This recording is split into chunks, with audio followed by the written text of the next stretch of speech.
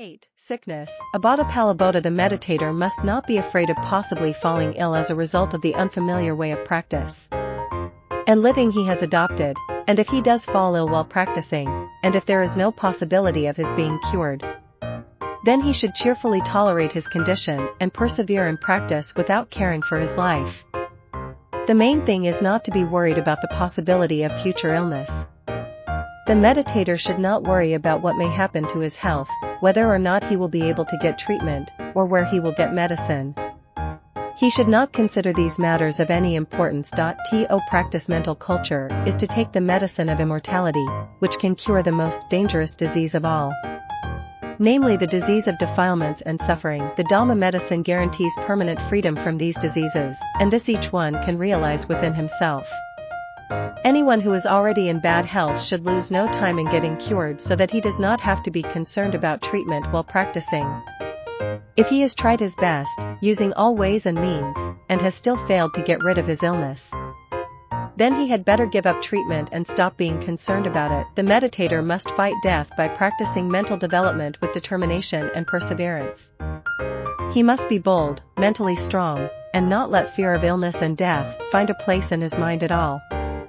He must keep up his practice as long as life endures. 9. Study. Gandha Palabodha. It is not practicable to practice mental development and study at the same time. If a person has decided to take up the practice of mental development in earnest, and if he wishes to attain the full result of the practice, he must suspend his studies. Note that the word study refers here to scholarly study. It does not include the kind of study that consists in asking a good friend or meditation teacher necessary questions concerning the practice. Anyone who is addicted to bookish learning will definitely have to give up his attachment. Likewise, a teacher must give up any attachment to his teaching if he is to gain the full result of the practice. 10. Supernormal powers. Iti Palabodha. Some people become attached to the idea of gaining miraculous or magical powers, which they find very tempting. Anyone who is infatuated with the desire to possess supernormal powers and practices meditation specifically for this purpose may very easily become deranged. The meditator must get rid completely of any wish to possess supernormal powers. Only then will his practice proceed directly towards the noble paths and fruits, and to nirvana. This is how to get rid of the impediment of supernormal powers for those who have not yet started practice. A person who has been practicing sincerely and has reached the stage where his mind is capable of performing certain psychic wonders naturally feels a strong interest in them. He then begins to cherish a desire to divert his practice towards the attainment of supernormal powers of all kinds. This is a very strong obstacle barring the way of higher practice, which is aimed at bringing insight into the three universal characteristics, namely impermanence, unsatisfactoriness, and non-selfhood. This insight must be attained in order that nirvana may be attained, and it is not possible to attain both nirvana and supernormal powers, much as some may wish it were. It is, however, possible that a person who has, through practice, attained to the highest truth may attain supernatural powers as well. As a byproduct, this is not a common phenomenon. It happens only to certain types of people under certain conditions. The way of practice leading to the attainment of supernormal powers is distinct and different from that leading to nirvana, and the two must not be confused. The meditator must be genuinely seeking nirvana and must not be after supernormal powers. The attaining of supernormal powers is certainly a way of getting name and fame and wealth, but it is useless for the destruction of mental defilements. The 10 impediments just discussed are examples of stumbling blocks lying in the way of mental development. To fail to clear these obstacles away is to fail to find the stone of concentration on which to sharpen the blade of insight. And without a sharp blade, how can the jungle of mental defilements be cleared away? Clearing away the impediments is, then, a very important preliminary task that has to be attended to. The meditator must know how to choose the place and environment most favorable to his practice. To be able to do this, he must first of all know his own characteristics and know just what kind of environment is best suited to them. Although the training is aimed at the attainment of freedom, which implies neither liking nor disliking the environment, not being influenced by it, nevertheless a beginner must select his environment with some care. It is imperative, therefore, that the meditator should clearly understand the nature and mode of interaction of the environment and his own character or temperament. He must know whether or not the two go well together, and if they do go together, he must know just how and to what extent. Character or temperament is technically termed karita, which literally means behavior and implies a certain set of habit. Patterns acquired through repeatedly behaving or reacting in certain ways over a long period. Having recognized his own karita, the meditator is able to create or select a suitable environment and avoid unsuitable ones. The different character types or classes of temperaments are considered to be 6 in number.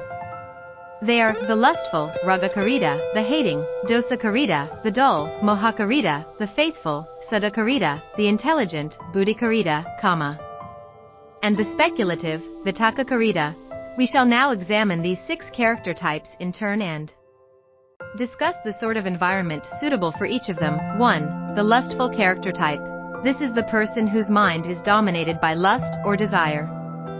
He feasts his eyes on anything beautiful and attractive, is very strongly attached to tidiness and orderliness. He is far too sensitive to the taste of food and very selective as regards mode and place of living. A person of this type is advised to select an environment that is untidy, dirty, and unsightly.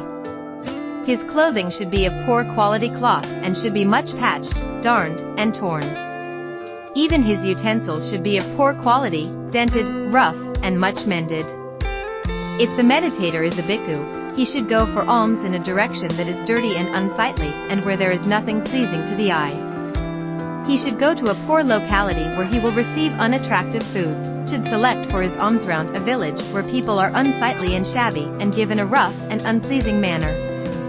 As to posture, he should remain as far as possible in the postures of walking and standing and should avoid sitting and lying. He should take great care to apply the same principle to all other things, doing nothing that might arouse lust or strong attachment. The articles he uses should be colored blue or some similar dark hue. He wishes to use one of the color kasinas as his concentration object, he should choose the blue one. Sum up, all the different things the meditator of lustful temperament has to do with should be displeasing, ugly, unattractive, and rough. Since such qualities are suitable and favorable to his practice, he does not realize the importance of this whole matter. Difficulties will arise unnecessarily in one way or another with regard to his nature karita, and will be an obstacle of progress in his meditation. 2. The hating character type. This is the person who easily becomes angry, who is short-tempered and liable to become irritated without reason. The environment recommended for this type is just the reverse of the one beneficial to the lustful type. It is recommended that the person of hating character type should create, or live in, an environment where everything is tidy, orderly, beautiful, and pleasing to the eye. His dwelling should be perfectly neat and clean, spick and span, free from anything irritating. His clothing should be of fine quality, of pleasing color, not smelly, and of smooth, superior material. If a bhikkhu, he should go for alms to a village that is very clean and tidy and where the people are cultured and well-mannered. The environment he lives in should be in no way depressing, but suitably clean, orderly, and tidy. He should spend more time sitting and lying down than standing and walking. Other minor things should be arranged along the lines already indicated.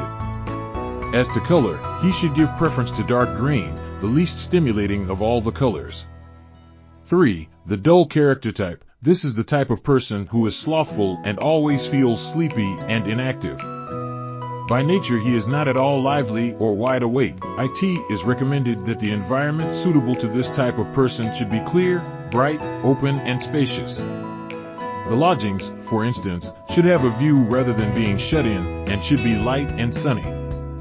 Clothing should be of fine quality. As for the hating type, food should also be as in the case of the hating type. The utensils and other objects used by the dull character type should be of large size. Even the kasina he concentrates on should be as large as he can make it. Out of the 4 postures, he is advised to remain in the postures of standing and walking more than in the other 2. 4. The faithful character type. This is the person who readily believes, trusts, accepts on faith alone without much understanding of the matter in question. For this type, all the directions given for the hating type apply.